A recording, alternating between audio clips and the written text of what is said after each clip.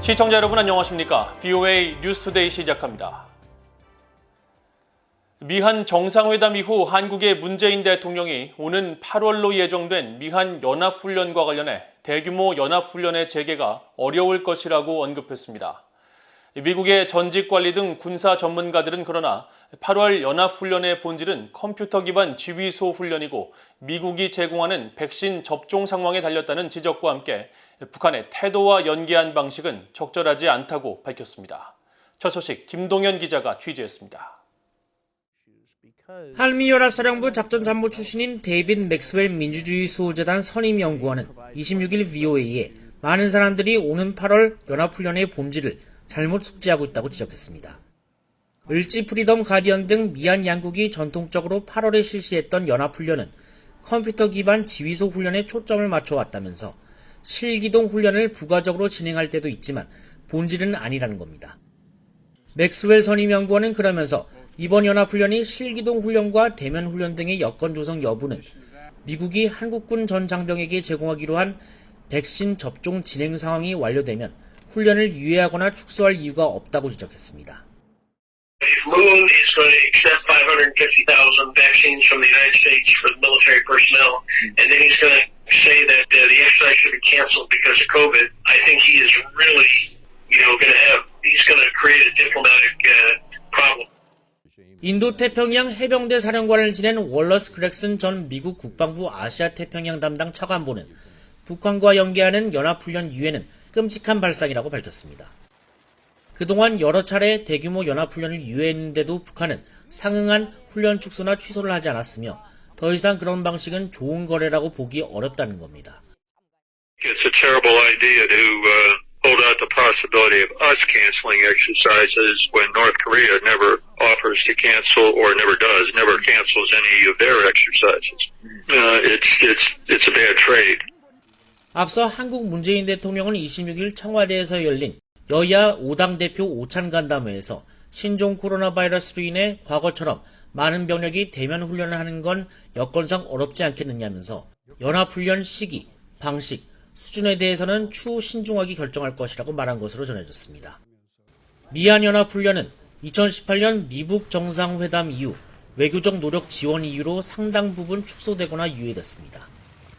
특히 3월과 8월 키리졸브 훈련은 동맹연습이라는 이름으로 바뀌어 기존보다 대폭 축소됐었는데 지난해 신종 코로나 바이러스 사태가 겹치면서 미한연합훈련은 대규모 실기동 훈련 대신 컴퓨터 모의 훈련으로 대체해왔습니다. 이런 가운데 맥스웰 선임연구원은 최근 폴 락헤메러 주한미군 사령관 지명자가 최근 상원 인준청문회에서 대규모 연합훈련 재개 필요성에 공감하면서도 당장 그런 선택지가 가능하지 않다면 차선책은 컴퓨터 기반 모의 훈련이며 연합훈련은 잠재적 지렛대로 활용될 수 있음을 인지하고 있다고 밝힌 발언을 주목했습니다. 맥스웰 선임연구원은 락헤메러 지명자의 이런 발언 역시 정치적으로 그런 결정을 내릴 경우에 위험을 최소화할 수 있는 선택지를 언급한 것이지 훈련 유예를 옹호한 것은 아니라고 풀이했습니다. VOA 뉴스 김동현입니다. 미국 법원이 스페인 주재 북한 대사관을 습격한 혐의로 체포된 크리스토퍼 안 씨의 스페인 송환 심리를 제기했습니다. 안 씨 측은 신병이 스페인으로 넘겨지게 되면 살해 등 북한의 위협에 직면하게 된다며 송환해서는 안 된다고 주장했습니다. 오택성 기자가 보도합니다. 미국 로스앤젤레스 연방법원이 25일 스페인 주재 북한 대사관을 습격한 혐의로 체포된 크리스토퍼 안 씨의 송환 심리를 제기했습니다. 폭스뉴스 등 미국 언론들은 안 씨가 이날 심리에 참석하기 위해 법원에 출석했다고 보도했습니다. 안 씨는 지난 2019년 2월 스페인 주재 북한 대사관을 습격해 북한 외교관 등을 결박하고 폭행한 혐의를 받는 반북단체 자유조선의 조직원으로 당시 사건 가담자 중 유일하게 체포된 인물입니다.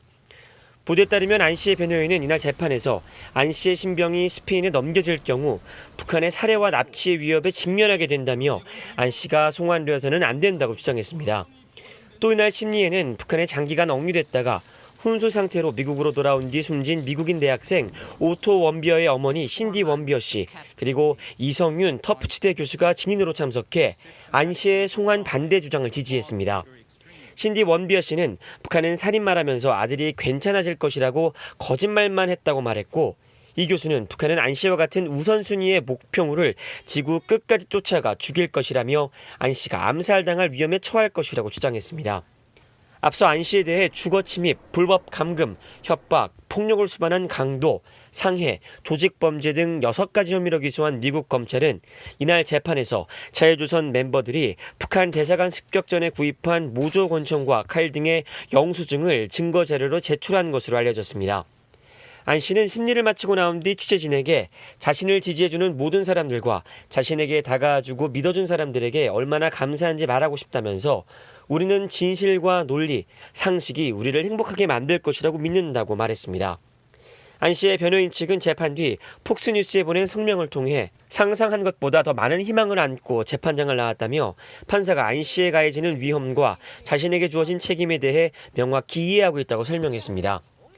안 씨 측은 그동안 북한 대사관 습격 사건은 탈북을 희망한 북한 외교관 등과의 공모를 통해 벌어진 일이라고 주장해왔습니다.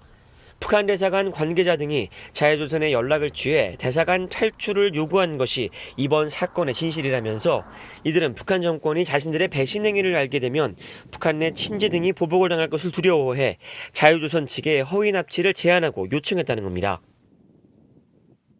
스페인 당국은 사건 이후 미국 정부에 안 씨의 신병 인도를 요청했고, 미국 연방법원은 그동안 수차례 안 씨의 송환 심리를 연기해왔습니다. 이번 심리를 담당한 진 로젠블루스 판사는 추가 송환 심리 날짜를 다음 달 4일로 정했습니다. VOA 뉴스 우택성입니다. 미국 연방 하원의 민주당 소속 한국계 의원인 영김 의원이 이번 미한 정상회담에서 북한 인권 문제가 부각되지 않아 실망스러웠다며 앞으로 북한 인권 문제가 우선적으로 논의되길 바란다고 말했습니다. 영김 의원은 25일 애틀랜틱 카운슬과 동아시아 재단이 공동 주최한 미한 정상회담 평가 화상대담에 참석해 이같이 밝히고, 바이든 행정부는 정책 논의나 외국 정상과의 회담에 북한 인권 문제를 포함시키는 것을 지지해왔다고 지적했습니다.